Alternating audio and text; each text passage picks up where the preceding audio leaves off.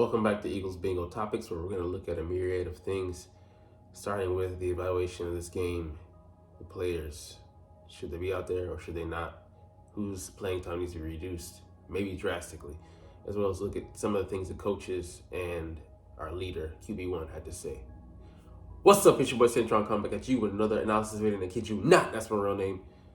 First up here, Eagles snap count analysis, week 15 at the Seahawks. And boy, yeah, need to look at it, man. It's definitely been a tough season for James Bradbury. Having an all-pro season last year. I think number two in passer rating against the quarterbacks. This year, the bottom two. So very, not even up and down. Very tumultuous season for him. All right, quarterback one. We don't question his snaps usually, but here, you got to believe that, I don't know, man, his health condition, was he the best option out there? And like they said, as the game went on progressively, his passing stats went down, his performance became more compromised in the decision-making department. Yeah, man, you got to really look at the performance. And did Marcus Mariota at any time give us the best option to win? Because Jalen wasn't up to his best. Maybe he wasn't, his stamina issues. Was he even able to hold up, the entire game? But, what's done is done. I believe he'll be healthy going into this week. And we have to win these last three games. If we want to, at the very least, remain in control of the NFC East. All right, running back, DeAndre Swift. I don't have a problem with Quandre with any of his snaps, man. I thought they gave him a good number of carries, 18. I was surprised by the final numbers. He had like 77 yards, I think 4.1 average, or maybe 4.4 on that number of carries. But, he was highly effective. But I would like to have seen them target the backs, outlets, especially against those linebackers who were, compromised. We had good passing when we target them in zone, whether it be tight end or receivers flooding into that area, and find the open holes in the zone. Effective, but of course, like all good things, we go away from them as Eagles on offense and defense. So confounding. But Kenny Gainwell, I think I support this balance of snaps, 41, 28.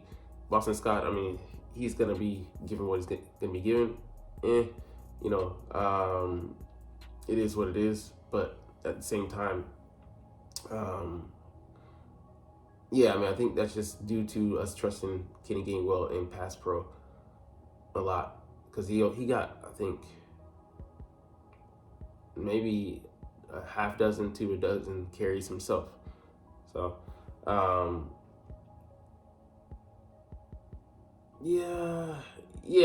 bigger holes and all that stuff. I get that. And Hurts did run a lot. We designed a lot for him. Yeah, it was interesting. But, it was effective, so you can't really question it that much. Did it look out of rhythm and out of sync at times? I don't really think so. So, he was our most effective runner, but that's because, it's unexpected. But I don't think Swift looked okay. I think, he did the most with what I think he was given for the most part. There's some times where, the blocking didn't, hold up, or he might have made the wrong read. Sure. But overall, very solid night for him. All right. Don't question these guys getting the amount of snaps they did. I question this guy here. Because there were some times where, Hurts, he didn't hit the underneath guy, and that was my problem. Like, on one play, you could see, go to Laura Bronson's channel, great content there. He had a back and forth with AJ because AJ was the first read on that play, and, Devonta has a guaranteed first down, and then some. We might still be running. So, it's just crazy that, we play hero ball. I hate Jalen Hurts holds onto the ball, and then we're looking to go downfield when we just need, play to move the chains. And then it could be a chunk play if we hit it. But we were reticent to do that, and then, to let the plays develop and then try them. Whether they have a good success rate, chance of probably of success or not. But yeah, Quez Watkins just definitely got too much burn, man. All of he gets 5 snaps on offense, and we trust the guy who hasn't been making plays going back to last season. Just confounding, man. And we'll look at that bottom chart in a second by Jeff McLean, and it's startling. Julio Jones might have been more effective than Quez. At least he caught a damn ball, for 6 yards in that hole in the zone between the linebackers, like I said earlier. But yeah, least effective 4 receivers at the bottom of the rankings, the rung, per PFF. Julio Jones is also, we got 2 Eagles, which is never good. Randall Cobb, Jalen Reagor, and Quez Watkins, and 3 of these guys are former Eagles, are Eagles, and one's a former Eagle. That ain't good at all. So it just tells you a lot about Quez. And, there's no knock on him personally as a person. This is strictly evaluation as a player, and he's just not getting the job done. So why keep depending on him? Why keep going to him? Why keep showing blind faith in a player who's not producing? All right, tight ends.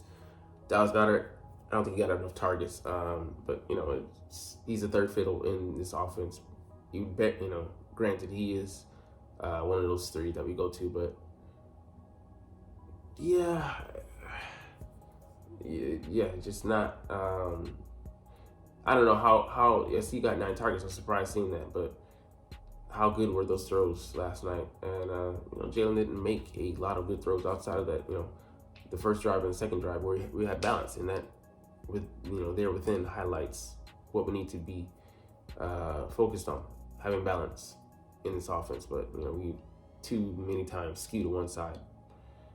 Too much passing. They want to try to make up for it. You don't make up for it. You just sprinkle it in there, and read the tea leaves. They're coming up. Hey, we need to run the ball more. We need to take advantage, exploit weaknesses on defense. We do that.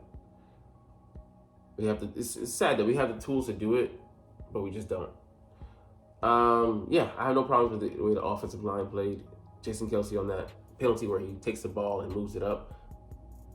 That's the only thing where we probably go up 14-0 in that game, and maybe that's the straw that breaks the camel's back and allows us to open the floodgates of scoring. But who knows? We set up for a field goal, and I feel like that changed the complexion of the whole game there.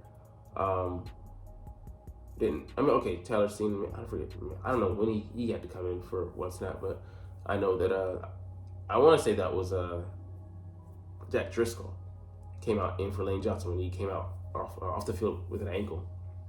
So wrong guy, but no, I don't think no criticism. Here's where I think things are starting to finally catch up for us. The amount of defensive snaps. Haason Reddick, Josh Sweat, they didn't get a lot of pressure last night, as well as the interior of the line. I mean, they got more pressure, I feel like, but they look tired, man. And on the final 92-yard go-ahead scoring drive, we couldn't get any pressure. That was startling, but I think these guys in spots had some good pressure. Nolan Smith, he played decently in his role, but he got hurt again, so that probably compromised the number of snaps that he was able to relieve Haason Reddick. But these guys, it's just showing, the wear and tear, and that's the GM's fault for not putting a good backup plan in place for guys behind these guys. So I'd want us to be like at least 6 deep on the edge defender role, and we finally saw some Patrick Johnson sighting. Not saying that's positive or negative, but it was good to see him out there to give a breather. But I think it might have been emergency cases because Nolan Smith was out the game at the time, I believe. Interior, these guys got pushed last night. I was happy to see Marlon Jones get some more snaps, but yeah, they as a whole we failed to get that interior push against a for me below average group of interior O linemen. Excuse me. The linebackers were just okay, man. Yeah, Nicholas Morrow. Like they did their job, I think, for the most part of the night, but expecting them to make plays like Nicholas Morrow, they're not impact. So it just highlights what we need. We need at least one impact player at the linebacker level. None of these guys are it. There's sufficient, adequate, even with Zach Cunningham in there. I think he gets a strong run presence, but he doesn't have any pass pro. And in the modern day NFL, you need a player that can affect the passing game at that level. That's a weakness of ours. We don't seek it out, and it'll continue to be one unless we address it. Cornerback and safety. I mean, this is where we have to have a serious discussion. They played well and held up well without our best cover corner, Darius Slay out there. That being said, we seriously have to look at him and Bradbury at the end of this season and evaluate whether they're going to be given starter status moving forward, or are we going to allow them to be challenged by the younglings next season. It's Bradley Roby, I think he played solid. He played pretty solid. Josh Jobe, it's 2 snaps. I would say up and down. Eli Ricks played pretty decently. Keely Ringo definitely played decently. Surprising me, his first official start just wasn't out there long enough for me. Sidney Brown, he was up and down because he missed some tackles, but he also made some plays. So give and take. James Bradbury targeted 6 times, 116 receiving yards allowed, and a TD. Just atrocious. Kevin Byard up and down. Reed Blankenship mostly solid, but he missed maybe a couple plays that I saw. So a bag of mixed fruit. But the encouragement we saw from the young guys playing, I want to say, hey, maybe we try out Keely Ringo and Eli Ricks on the corners. And this was something I would have been wholeheartedly against in the beginning of the season. But we're at that point where, like, the next couple of games, like Derek says he's going to be out with surgery. I wouldn't bring him back to the playoffs. But we're playing against lesser talent, quote unquote. I would try those guys out, man, and see what they're worth. And, give Sidney some more snaps as well. Maybe rest Byard a little bit, try him out there with Reed. But do we want to be one and done in the playoffs? That's the question I have to ask. Because it's not looking very positive at this point. We're trending in the wrong direction. Coming off 3 straight losses. And no, we're not the 49ers. I don't think we bounce back from this in the same way that they did. Maybe we might bounce back, but that is yet to be seen. We got to go out there and win a fucking game first. A damn game, as I told some dumb fan I was arguing with.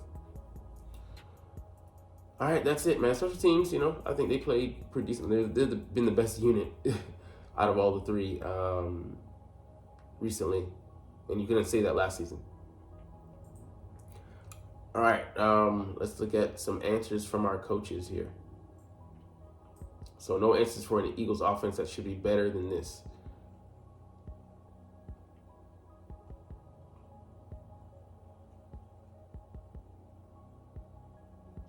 So Jalen Hurts says it starts with him, but what does that mean? What does it mean that the team isn't committed enough? What kind of internal change are we talking about? Practice habits, more coaching changes. Are players not doing their jobs? Are they paying attention in meetings? Are they not supporting each other off the field? Are they taking shortcuts? Are they bad-mouthing the coaching staff? Is the coaching staff failing its players in some way? And some of those I'll just throw out because, I don't believe they're pertinent enough, or, we don't have the answers because we're not privy to being inside that locker room. That being said, commitment. It doesn't look like we're committed enough, committed to winning. What does that mean? What does it look like? We've let these issues drag all along, which means that,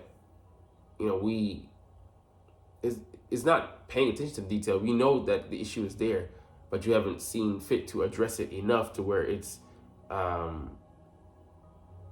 it's something that's changed. We've seen this, the status quo up until this point, and it's come back to bite us in our ass when we really need it. Like the grasshopper who didn't prep for winter, and now winter's here, and we are out in the fucking cold with empty hands and no food and storage. Are the players not doing their jobs? I mean, it doesn't look like they are, but I'll put that up to coaching.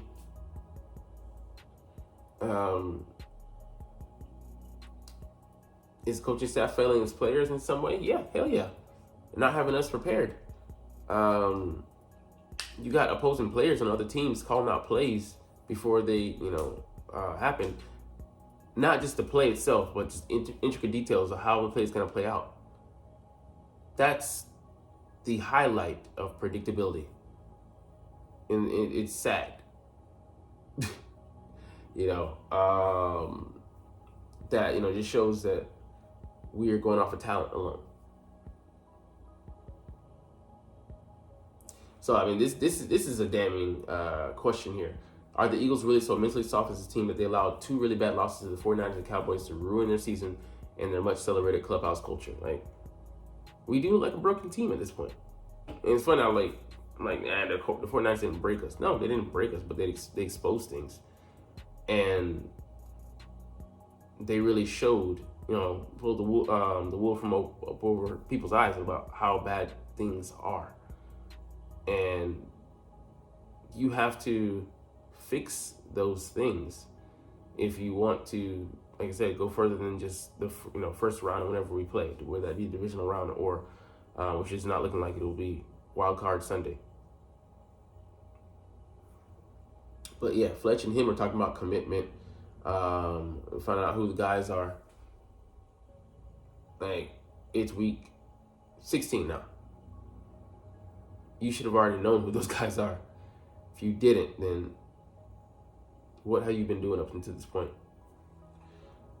All right, let's go to Nick Sirianni's side.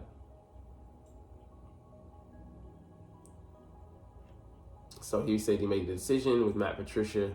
It was best for the football team.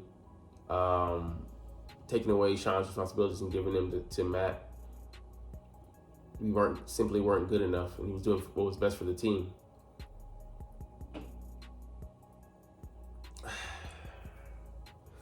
It's I don't know. I mean, it just seems like a knee-jerk reaction. I would have at least let this one game play out and then move on from there. If you're gonna go make it during an easier time, but just for me, the timing and just the way it was done. I mean, the explanation is solid. You can't really poke holes in it, but it's lacking something. For me, accountability. But let's see. So he's saying, like, Matt's getting the final, we're not going to flip-flop things. He's saying there's not going to be any more coaching changes. But at this point, would anything really surprise you, though? I mean, like, coaches are politicians, pretty much. They say what they need to say, and they're always trying to hide things to have the competitive advantage. The rest of the season will bear out whether these statements are true. But I mean, this isn't even the main thing. The main thing is winning, and how do we get back on track? Is Matt Patricia the one to lead us there? We shall see. But the offense as well, we got some big questions on that side, and he's not going to be making some moves because, I mean, like, at the end of the day, he is the offensive-minded head coach that we brought in. So it's his offense, and he's not replacing himself. So some soul searching, man. And then Jalen Hurts. I mean, I know he's going to stonewall us and give us, the textbook answers on these. He did come out and say, commitment thing, which kind of started a intense conversation inside and outside of Philadelphia. But just, you can't do that. You can't make either of those decisions. Just costly. Situational awareness. Where was it? 2-minute offense. Yeah, we've been struggling with that all year. And we haven't improved. It starts with him. We've been saying this, so I want to see the actions, not just, empty words. So we'll get up out of here on that note, but man, we gotta find the answers, man. I think the answers are on this roster, but it's like, how bad do we want to face them and own up to them? Anyways, I love talking about the Eagles. I love making these videos, so we're gonna chunk deuces. But as always, it's fly Eagles fly, and let's motherfucking go. Like, comment, share, and subscribe if you like. Thanks for watching. Check me out at Cintron, Cintron Anime, Cintron Life, or Cintron Laughs, or other social media.